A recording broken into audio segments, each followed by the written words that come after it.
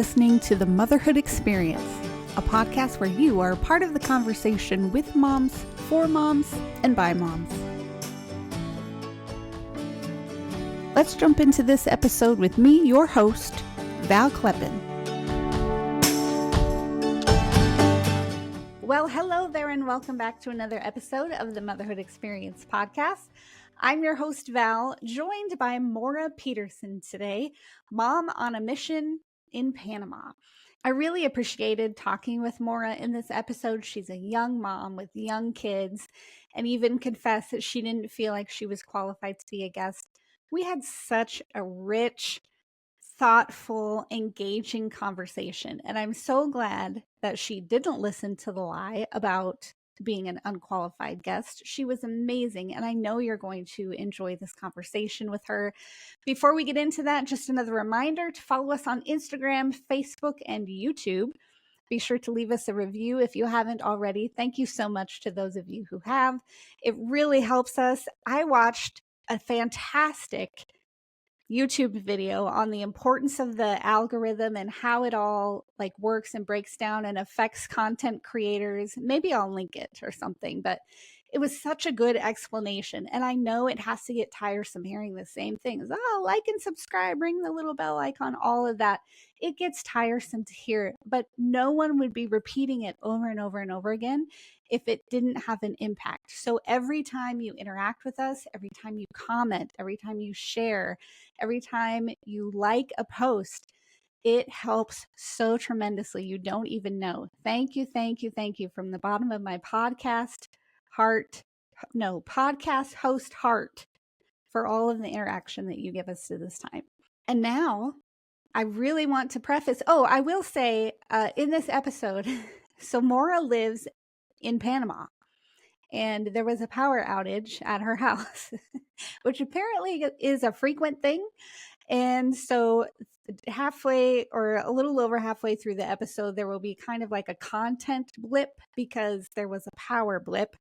But praise God, we got her back on. We were able to resume the episode recording without any glitches, suffering through it and losing all the content before that. So please enjoy this conversation with Mora Peterson.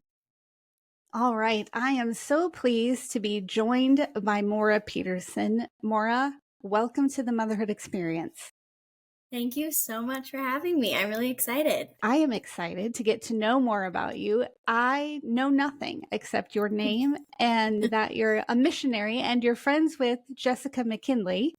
Yeah. Which is how we were introduced. So I start every episode with ages of kids and stage of motherhood you're in. So why don't we start there and we'll unpack the conversation from what I learned. Wonderful. So I'm a mother to two little boys right now, a 3-year-old and a almost 2-year-old. And we are also 8 months pregnant with baby number 3, and we do not know the gender. So we could be adding another boy into the mix or have our world completely turned around to have a little girl. But we are so excited. And yeah, we're definitely in the throes of toddler parenting right now.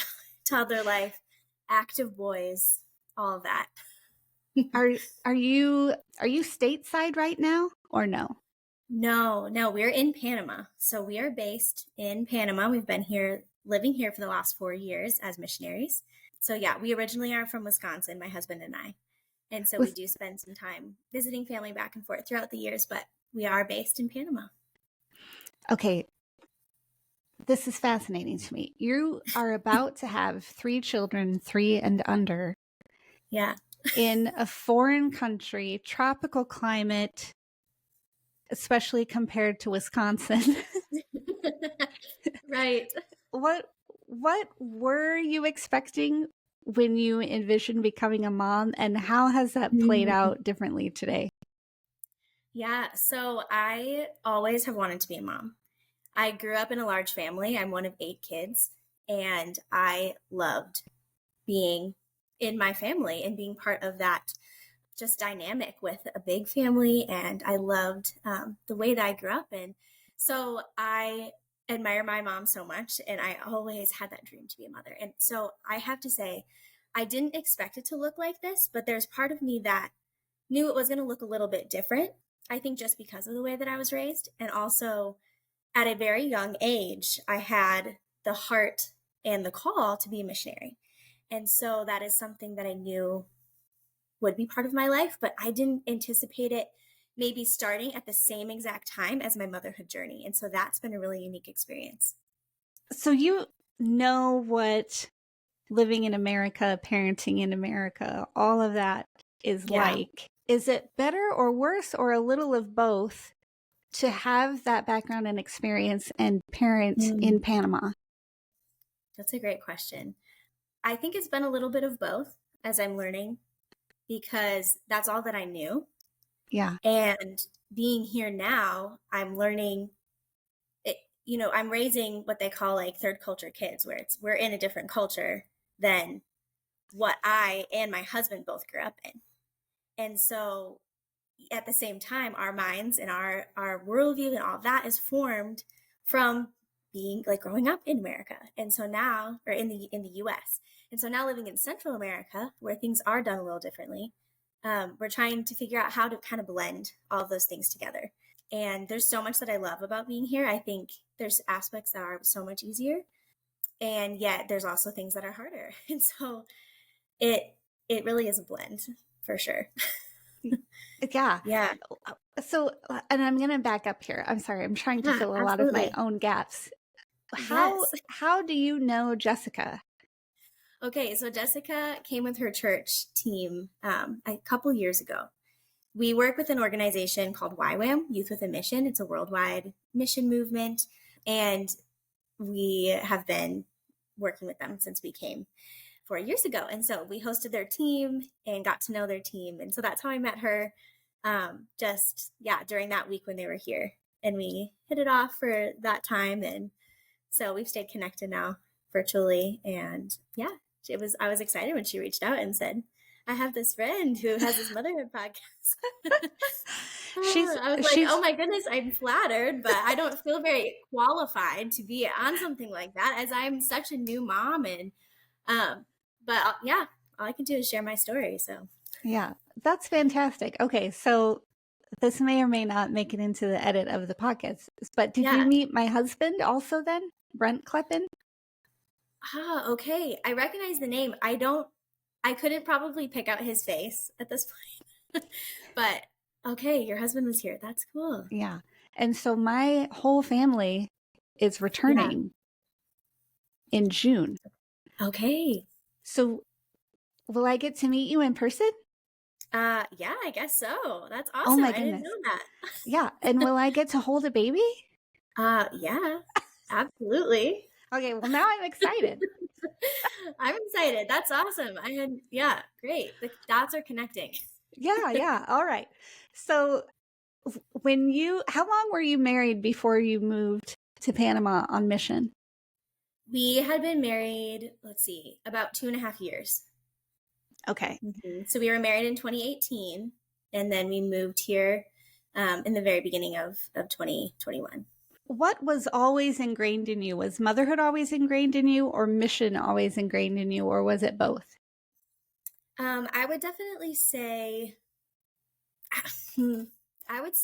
both, a mix, but I think for sure motherhood has been ingrained in me longer, just because of growing up with so many siblings. I think it was just such a treat. And I'm one of 8, and I have 6 brothers and only 1 sister, and I was the oldest daughter. And so I got to really learn from my mom and kind of be that, learn to be that nurturing, like motherhood, kind of mother heart, at a young age. And so I always knew that I wanted a family, and yet I didn't expect or anticipate how God was going to orchestrate that and really make that happen so young. My husband and I were married when I was 19, he was 21. And so God brought us together in our youth, and I'm so grateful for that that's part of our story for sure. But it's been, such a journey to get to where we are now. It's kind of wild looking back at the last almost 7 years. Were you intimidated or apprehensive at all about becoming a mother at such a young age? No, it's been a dream. And so I was so ready. Honestly, I think it might have even happened sooner. We might have wanted started trying sooner if we hadn't really felt this shift and this call from the Lord that we were going to be heading into something new. And so it really, he orchestrated all of it. And our first baby, we found out 2 weeks after we moved to Panama, we found out we were pregnant with him. And he was our surprise, beautiful little blessing. And it was definitely, I was not disappointed at all with the timing. I was so excited, absolutely ecstatic to be stepping into that phase of our life. But it was a lot to be having just like moved to a new country and starting our life as full-time missionaries, and then have motherhood come along with that. And so I feel like my birth as learning to live in ministry in a new capacity and as a missionary really coincides with my motherhood journey. And so yeah, they birthed at the same time. Wow. Ultimately. Yeah. Yeah. That's fascinating. Tell me about medical care, prenatal care in Panama. Mm-hmm. So yeah, it's definitely different, but I also don't have that experience in the US because my first child he wasn't actually born here. Okay. So we did go back to the US to birth our son. And I had a home birth at my parents' house with midwives. And it was wonderful. Absolutely beautiful first birth experience. And our second, we really felt led to stay here because we were a lot more planted and established. With my first son, I wanted my mom. I mean, ultimately, I just was like, this is my first time. I want my mom. I want to be somewhere that I feel more comfortable and safe. And not that I didn't feel that here, but we were still adjusting in so many ways. And there was a lot of culture shock. And because it was within that year that we had moved, we felt, and then the Lord confirmed that to both of us that that we were to go back. And so glad we did that. But for our second, we really felt compelled to stay, and we had established more roots here. And so the prenatal care, I have just a classic, OB at the local hospital. It's a private hospital. And because in the public ones, my husband wouldn't be able to come in for the birth. And I just am not about that. I need his support. Definitely. And so it's been great. My doctor, she actually is bilingual. She studied in the US. So I think that kind of helps make it a little more comfortable for me as well. So I can't speak to like a drastic difference, considering I didn't have a hospital birth with my first son. And then I did here, but it was with a bilingual doctor who had that experience. She works with a lot of expats and others just from other countries that come to Panama. So I felt like it was good care in that sense, but there were certain things, cultural things, that were different throughout the process. Just how much they value women here. They value mothers because it's a very fatherless nation in a lot of ways. So we see that in the tribes that we work with. There's 7 different tribes here within Panama of indigenous peoples. And we see that in just the Latin culture. And so that was kind of a shock and a difference in, I think, just the process with medical care and all of that. Because yeah, like my husband, they weren't even going to allow him into the birth room with me. And he had to kind of be like, my wife's in labor. They're like, oh, they took him to the recovery room. They're like, you can wait here for her. And then he's like, she's in labor. I want to be with my wife, of course. And so anyways, it all worked out in the end. But there was certain things that were. Is that just standard practice there? Or is that just something where the men just don't really care to be present during birth? I think so much of it is cultural, like deep within the history of the culture of, yes, it's a woman thing. And especially amongst the tribes. I think that's like, you'll have your mother, you'll have your grandma there, you'll have the women, and then the men. So in some of the cultures, the men don't even see the baby for a month or two till after the baby's born. And that's just wild. But I was, Wow. yeah.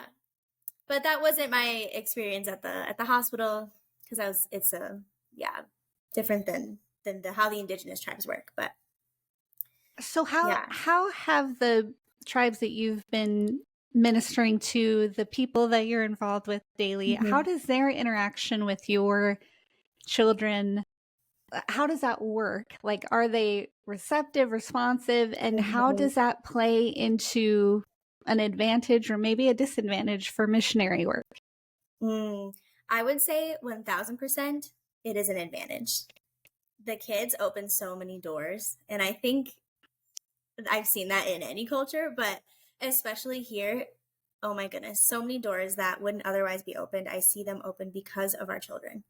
And because it's something to relate with, whether it's with other moms that have kids, it is just something easy to start the conversation, to start talking about our children, or commenting on how our children are engaging together, or telling them how my children are learning Spanish and their kids can help teach my kids Spanish, and all those kind of things. They just bring that bond, and then it leads to deeper conversation. And so for me, I've seen it only as a huge asset. Especially in our little community, if we go on walks, everyone wants to see the little gringo babies, little white babies, and so they will come running out of their house to want to say hi.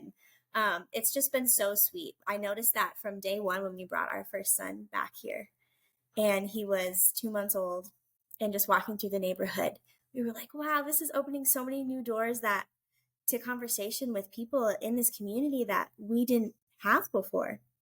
And so that was a really exciting thing to figure out. Yeah, it's been beautiful. And with your boys, I mean, I'm sure that they're young enough now where they may know, who your parents and your husband's family, and they may Yeah. know who they are, but not getting to spend a lot of time with them. Have they kind of like culturally adopted Panama people as their extended family? I think they definitely, I think to an extent, yes. Especially with those that we work with our mission organization. So we have a home base really close to where we live. And so we Mm. spend a lot of our time there, whether it's through training, and we do a lot of like missionary training schools for those that are in Panama or in other places in the world. They'll come in and be trained and discipled. And so they see those that are on that base consistently. Oh, they know them so well, especially a lot of the Panamanians they love. And I mean, they call everyone tia and tio, uncle and aunt in Spanish. And so definitely adopting that culture of like everyone's family. And I don't think they really feel that difference, with family. They know there's something special. We go home, we fly on the airplane, the avion back to Wisconsin to see Grammys and Grampies and all of that. But they definitely have those special relationships with people here. And Yeah. that's been such a learning curve for us, as even though I felt from a young age that I wasn't going to remain close to home, I didn't anticipate how hard it might be to be away from family, especially in the season of motherhood, and being away from my siblings who are having kids and all of their cousins and my parents and Zeb's parents, and just that family feel. And of course, nothing can replace blood family, but God has really shown us how great like the body of Christ is, and just like how that aspect of family specifically, since being here, because of that, because we've grown to rely on our village that's here, and to be there be the village to others, and our children calling people aunt and uncle that are not blood related, that speak different languages, all kinds of different languages than them. And it's just like this is the kingdom of God. And it's been beautiful. It's been beautiful to be part of that and to be expanded in that. Hmm.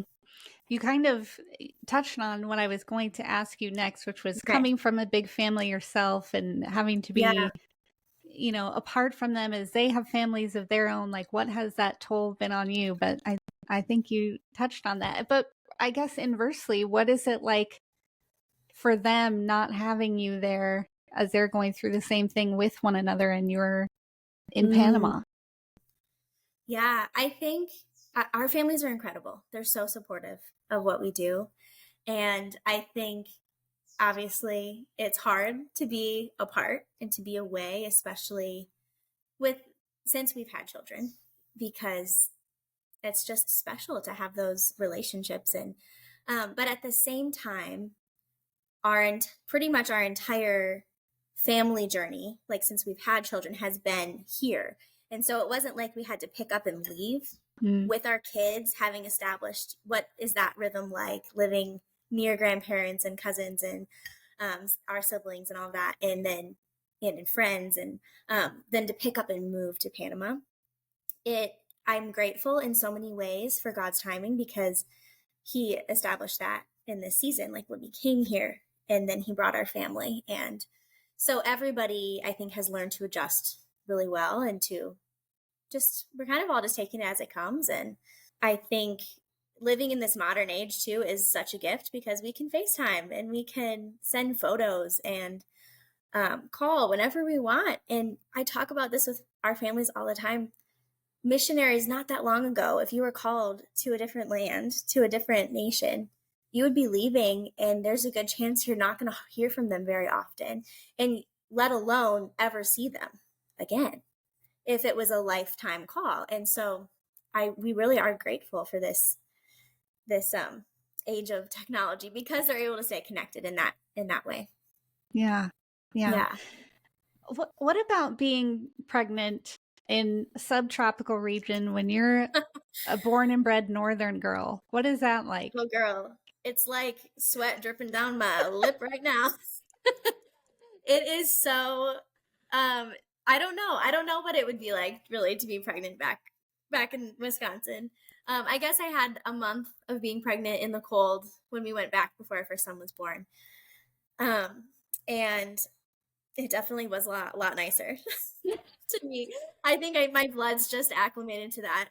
So it's taken some adjustment, but we are getting used to it in some ways at the same time, because now we go back and we are utterly freezing if we're back in the fall or winter. We are totally adjusting to the climate more and more. But Oh, at the wow. same time, yeah, it's when I get to this stage, when I'm in third trimester, oh, it's hard. Yeah. Yeah. It's hot. I I was never pregnant like over the summer. I got pregnant Okay. either August or September with all of mine, and they Wow. were born in the spring, and so I never had experience being lengthy pregnant in the summer, but I did slip and fall on the ice every single pregnancy. Oh my goodness. Well, that's a different kind of hard. I guess Yeah. just choose your hard. Yeah. Oh my goodness. I do love being in this climate though, with having toddlers, because it's just so easy to be outside all the time. Okay, this is a perfect segue too, because my next question was going to be about Yeah. this. With boys, especially, who tend to be more adventurous and adventure Mhm. seeking, like what is it like outdoors with them? Are they bringing in all kinds of critters, or what has that been? So far, not a ton of critters that they've brought in. I mean, we have plenty of scorpions and little geckos and all kinds of spiders that are too big to be in my house. Coming in all the time, because that's just the climate, how it is here, the way houses are built. Like it's just that's normal. But they love it. They're just naked baby boys outside all the time, living their best life in their underwear in the rain. So Panama has a wet season and a dry season. And about 8 months out of the year, it'll torrential downpour half the day, starting about lunchtime to dinner time. And so that creates a lot of mud fun for little boys, for sure. And then we're in the midst of our dry season right now until about April. And so it's just full sun every day for the most part, and they love being outside. We have a little kiddie pool they'll cool off in, and taking walks and just playing in the dirt. And honestly, anything where they can get absolutely filthy is their best choice of fun. Yeah. And I truly love raising boys in this climate. I think it's perfect for them. They absolutely love it. Yeah. What about nap times and that sort of thing? Because especially I would imagine with a 3-year-old, those either aren't happening anymore or are kind of hit and miss. And then, and you're having a baby very soon, probably when this Yes. podcast airs, like you'll have your third child already. So how do Yeah. you navigate nap time? Yeah. So nap time has been a journey. Honestly, sleep has been a journey. Our entire parenthood, my entire motherhood. So our oldest is doing pretty good right now. He still takes his naps consistently. They don't always have the same length, but he is actually our better one with sleep right now. Nice. Whereas our almost 2-year-old, he's really struggling with naps right now Mm. because we're in that in between of going from 2 to 1. And if we miss that like sweet spot, if I guess wrong on the day, what he needs, then it's kind of rough. But he was my really easy baby, and he slept so well as a little baby. And so I would just put him in the carrier all the time, and he just went with us wherever.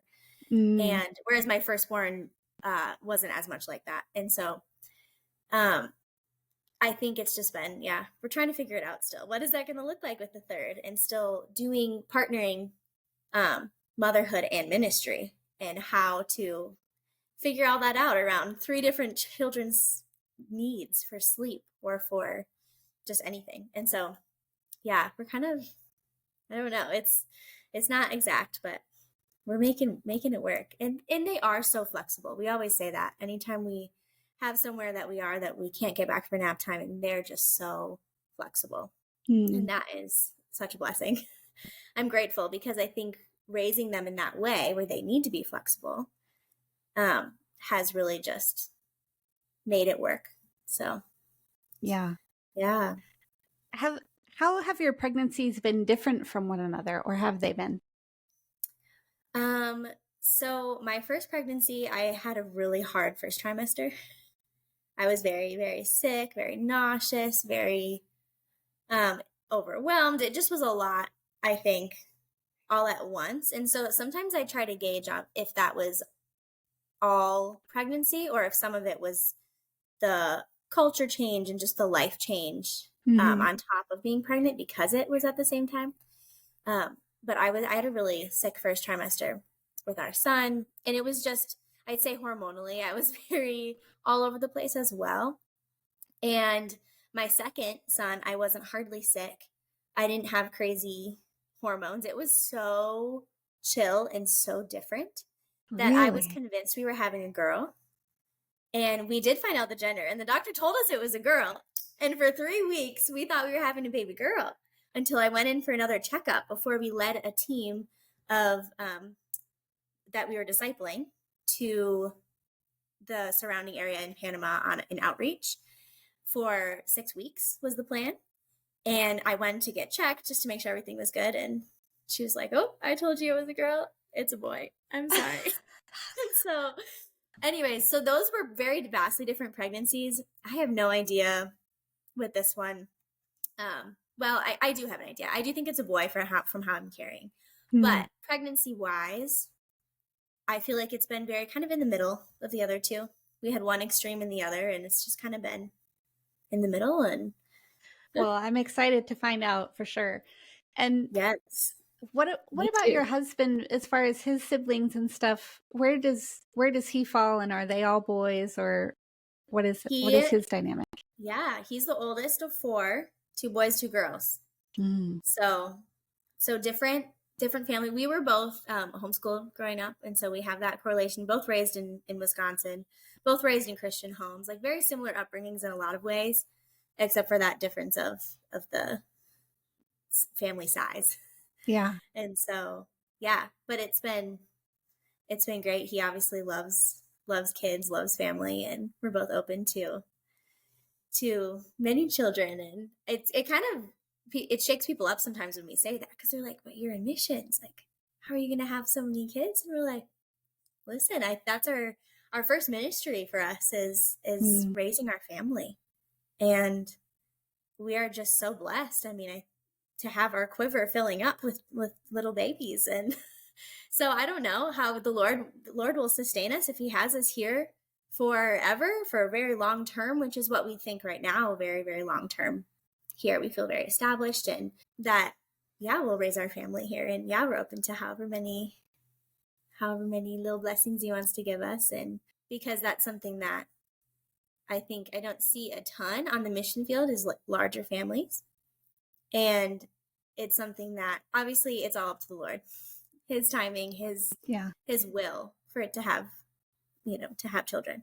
We know that children are a blessing from the Lord, an inheritance and a reward. And there's nothing better that I can think to bring into this world than little, especially if we keep having little boys, little mighty men that we can train up to just be men after his heart. And that's my whole heart, is to just show them that. Yeah. Sorry, I love that answer. What about as far as your vision goes for as they get older and as you do have more kids? Would it be homeschooling? Would there be a private school started up on mission? What would that be? I could see a mix of both of those that you just shared. I think primarily homeschool is something that's on my heart, that I want to have that voice and that just connection with my children as they're schooled, and in a way that is going to be easier here, I think, but also harder, because homeschooling is not a common practice here in any way, shape, or form. I don't even know if it's legal technically, but you've got time to figure it out. Yeah, I've got time to figure it out. But yeah, we definitely see, even now when our kids are so young, and it's just, there's not any organized homeschool happening, but at the same time, they're always learning. We're always teaching. I just am kind of like, okay, we'll just sort of add to that as we go. And there's so much they're learning just from being in this environment and living on the mission field and living in a different culture. I mean, language class is set. They're going to be bilingual as they grow. I think there's certain things that are so different and unique about that. But at the same time, it's different than if we had our homeschool co-op group that we could meet with, and my siblings who are homeschooling their kids, to be surrounded by that support system. So it'll be interesting as we step into it more, what that looks like for us. I can honestly say that I really have no idea what it'll look like, aside from we just want to bring them along and have them continue learning to love the Lord and to share him with the world, and all the academic side of it will fit in there. And of course, we want them to learn that as well. And yeah, I feel very, very loose about it right now, just because we're not quite there yet. Yeah. But in a couple of years, yeah, we'll see. I don't know what it's going to look like. Yeah. But there's also others in our local community that serve with our mission that have started having babies. And so I could see having some sort of group times, kind of almost a co-op-y type thing with our kids. Yeah.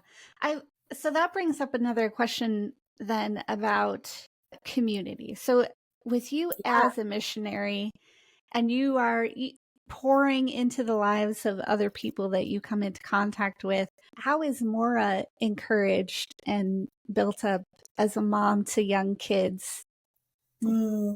How does that look for you?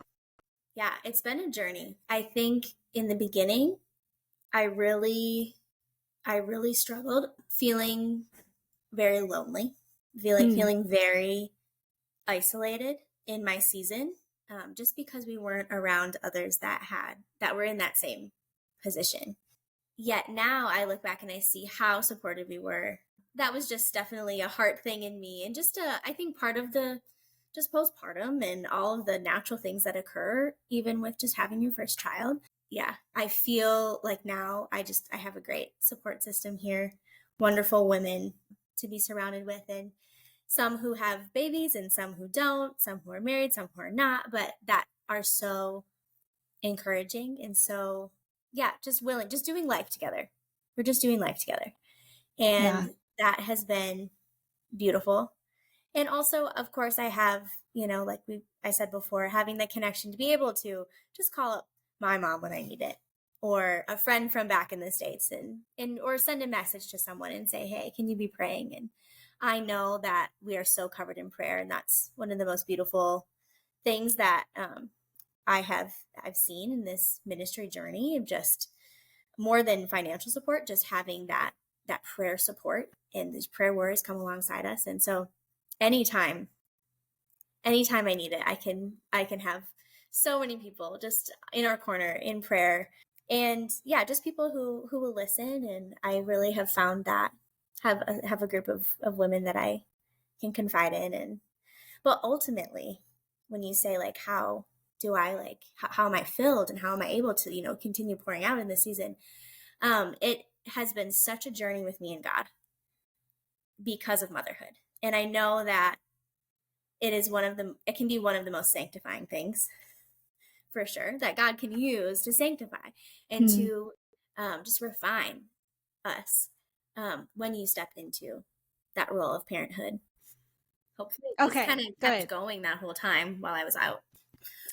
Oh, so we lose power a lot here. And I was praying beforehand. I was like, Lord, please help us not to lose power today. Oh, is it just because of the structure there, or because of the weather?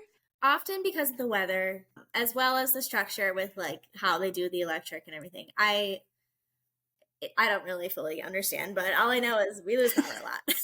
And we still don't have a generator. And so if we lose power, we lose power. But thankfully, this was just a surge. It came right back on. We've had multiple spurts where there's been days without power. And no kidding. Which is intense, okay.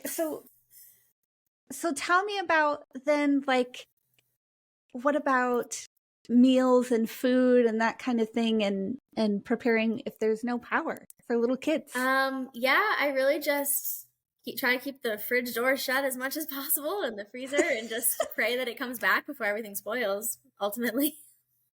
Oh, wow. And then, I mean, we have a stove that it's an electric stove, but we can light it. It's gas, so we can light it with a lighter in the case of power being out. So I can still cook on there.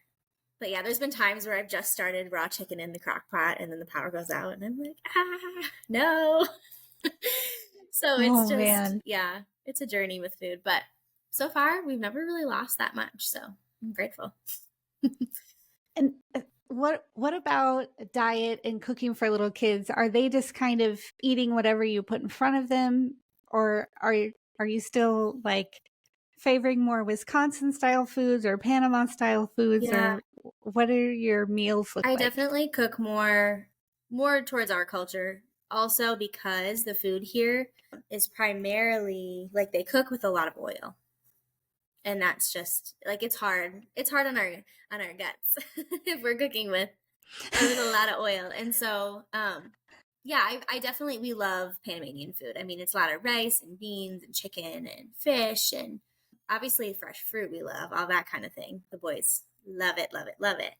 But yeah, we, just like anybody with toddlers, we're still figuring out food. But for the most part, they eat what we eat, and they are good with that. And they've been good with that since they were little. So it's been, yeah, food hasn't been as much of a struggle as I ever anticipated it to be. Although my second-born, he's such a carnivore. Getting him to eat vegetables and other things other than meat is kind of a chore. He is so fun. Really? Yeah, and my oldest son, he will eat all his food, but he's less likely to go for the meat. And so we joke, we're like, well, between the two of them, they get a full meal. That's good. What about like nighttime routines and bath time and all of that? Or are you just kind of like, go play in the rain, that counts as your bath? What is that like? Plenty of days just playing in the rain is their bath for the day. Or we'll stick some bubbles in their little pool and call it a day. But they love bath time. We started a thing with our oldest because, like, when he was a baby, we would say bath time, baby. And so that's stuck now for all these like 3 years. And the boys, after dinner, they'll be like, bath time, baby. And they'll go running to the bath and into the shower. We just have a shower. So we have little bins that we use to put them in for a bath. But it's been nice since we moved to this house that we're in now. We have a hot water heater, and so we have hot water in the shower, but our other house we didn't. And so we would heat up water in the kettle and pour it in for them to have a little bath. But yeah, it's a lot easier now. I don't have to cry being pregnant and taking a cold shower. It's the little things that you realize. Yes, I was just gonna say we take these little conveniences for granted when not like even just being able to rely on power. Right. Yeah, and I didn't realize how just, oblivious to some of those things that I was, and just like you said, taking it for granted. And also how hard that adjustment would be, because I was like, oh yeah, ever since I was 8 years old, okay, and I had that desire to be a missionary because my mom would read Voice of the Martyrs books to us. And that was what really just stirred my heart, hearing these radical stories of people that gave everything to Jesus. And then I'm here moving to this country that's not even very dangerous for missions at all in that sense. And these little things are just like, oh my goodness, this is such a shift. I didn't realize how it would be hard to adjust to some of those little things. Here we are now. It's just part of our normal life, and it's such a journey. It's crazy how much God can really just like stretch you and change. You start to settle into new normals and start to realize that things that would otherwise seem so hard or so complicated or so difficult aren't as much as you start doing it more and more often. And with that, and all of these little quirks that Panama has, things that maybe are so different from how we grew up, I am so grateful to call this place home. And we really feel like at this point, it really is home to us. If we go back to visit family in Wisconsin, now it doesn't feel like we're going back home. It feels like we're coming home when we're on the plane coming back to Panama. And so that's a shift that has happened in the last year that we recognize. And I think that's been such a beautiful thing. Just seeing how God's grown us so much. Because when I tell you, I was like, I didn't realize I would be like having a cold shower and just be, with my first pregnancy, just, oh my goodness, so many tears throughout all the hormones, but then throughout all the changes in the culture shock, it was crazy. Yeah. But have your guys' family been down to visit you there? My mom has come a couple times, and my dad came, he not since we've moved here. He came on a mission trip with us before we officially moved here. But Zeb's family, my husband's family, has been a couple times, to visit us. So it's always fun to show them our world, have them see, more than just our descriptions and photos, what it is like here and like what we do here, and the environment, and Are there little like family traditions or something that you've started with your boys that maybe stem from the States, or maybe you just decided this really fits our season of life right now and here's how we're going to celebrate it? That's a good question. I think we're still figuring out kind of a blend. There's little things like for Christmas, kind of little things that we do that were, I would say, more so maybe what is like U.S. culture. But at the same time, in Panama, they really do it up too. So it's kind of, they really like to celebrate here. Any occasion for celebration, they're going to be having parties and doing it up. So we've kind of maybe adopted more of the Latin style for birthdays and things, just having that sweet celebration. But I don't know. I can't really think of something specific that we were like, oh, this is what we grew up with, so we're going to do this now. Unless I'm totally blanking right now, but we're still developing what tradition will look like as we blend two cultures together. And I mean, ultimately more than that, because we both have our family culture. Even though we grew up in the same culture, we had different family cultures. And so how do we blend that with this new culture that we're part of, and also just creating our own things as our own family unit? So it's going to be, we'll figure it out as we go, I think. What's your favorite part about being a mom? Good question. My absolute favorite part, I think, is just getting to raise these little disciples. Like, to see their curiosity grow every day for Jesus, like as we live and we work and we're serving Jesus, and we talk about that all the time with them. Like, we're here because of Jesus, and just seeing their little hearts start to open to that is so absolutely beautiful to me. And just that reality and that truth that there's no better gift we can give our kids than to just show them Jesus, and then to see them starting to connect with that. And it's really obviously that very beginning, because they're so young still. But our oldest, he loves to pray for people. And like, if someone has a headache, if someone's feeling sick, he's like, I'll pray for you. And he'll just be like, Jesus, make their head nice, or Jesus, help them feel better. And it's just those little moments that as a mom make my heart swell so big, that God entrusted this life to me, and it's this is his child, but he's entrusted it to us for this time. And all I can do is make the most of the time that I have with my kids, because nothing's promised, right? And nothing, in the truth, like, my hope is to raise them that they will follow Jesus wherever he calls them, whatever the cost. And that if for some, I'm getting excited, but yeah, just to raise them to live passionately and radically for the glory of God. And yeah, just to know that in these years, this is the formative baseline for what their future could be. And knowing that, like, we get to be the first example of showing them Jesus that they're ever going to receive in their entire life. And that is just so humbling and so beautiful to me. That's absolutely my favorite part. Well, I have so enjoyed this conversation and getting to know you, and just hearing your heart for motherhood as a mission and being a missionary in Panama as well. How, if people want to contact you or support you in any way, how can they reach you? Yeah. So we have a family mission page that I'm pretty open to people following, where we share some of our journey and updates on Facebook. But yeah, primarily I would say if someone's interested and wants to reach out and hear more, I would just have them reach out to me by email, and I can hear what ways they want to connect. If they want to hear more about what we do here, or just, however that would look. So I can get you that email. Yeah, and I'll just put that in the show notes, and people can contact you and learn more about what you're doing and how to help you in that. Thank you for being a guest on the Motherhood Experience, and I pray all the best in your upcoming labor and delivery, and can't wait to hear if it's boy number 3 or daughter number 1. I know, and I'm excited to hear that you might be coming and get to meet this little baby, which is so special. I know. Yes. Yeah.